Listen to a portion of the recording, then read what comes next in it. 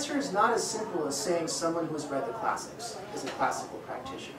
Because, of course, every famous practitioner through time, from the Song to the Yuan to the Ming to the Qing, all of that, had read, memorized, and knew the classics far better than I ever will. And so we can't say that that's the marker. In herbalism, this again has an official or most commonly accepted answer of what defines a classical herbalist. And that is, a classical herbalist only uses formulas from the classics, being a purist and believing that these are the correct or best formulas to use.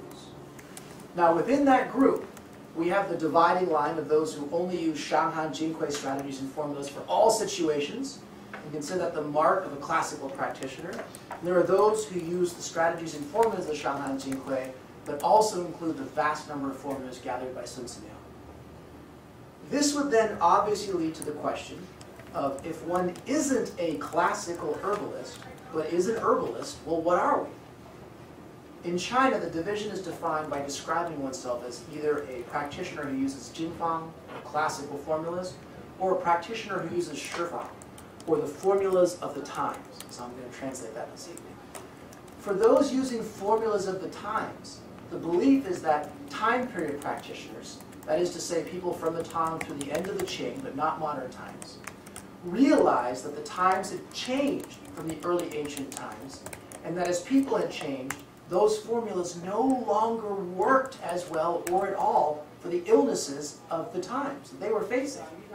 Thus, a new understanding or focus of Chinese medicine was birthed by these brilliant practitioners based on what they were seeing around them instead of what the classics described. Useful medicine to treat the people around you, not theoretical medicine that no longer worked. That's a standard quote you'll get from the Shifang people. This does sound good on paper, and it produced some incredible, outstanding writings of Chinese medicine and practitioners, and some outstanding formulas that we use and are probably on all the shelves here, considering where we are.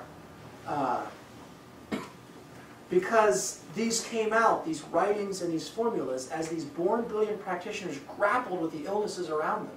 But in each case, it reflected their own thoughts, which were based on what they were seeing within the region and time period they lived in. Which, this led to other born brilliant practitioners coming along, stating that these writings were incorrect or narrow in scope, and wrote opposing but equally brilliant treatises along with more brilliant formulas to match the illnesses that we're seeing.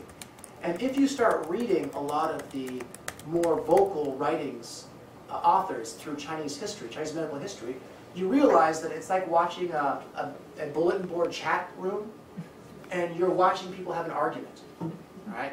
And so this one says da-da-da-da-da-da, and then 100 years later someone comes along and says, well, that's bollocks, and then da-da-da-da-da-da-da, and you know, it's just so funny when you catch on to this, you realize that it's like watching a chat room scroll written in very, very educated Chinese.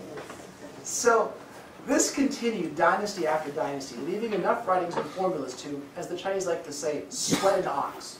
And what that means is that if you put them in the cart of the poor ox, they'd be so heavy that the ox would have to sweat to pull the weight of all these books. Or to pillar a house, meaning that if you were to stack them all on top of each other, you could make all the pillars to build a house.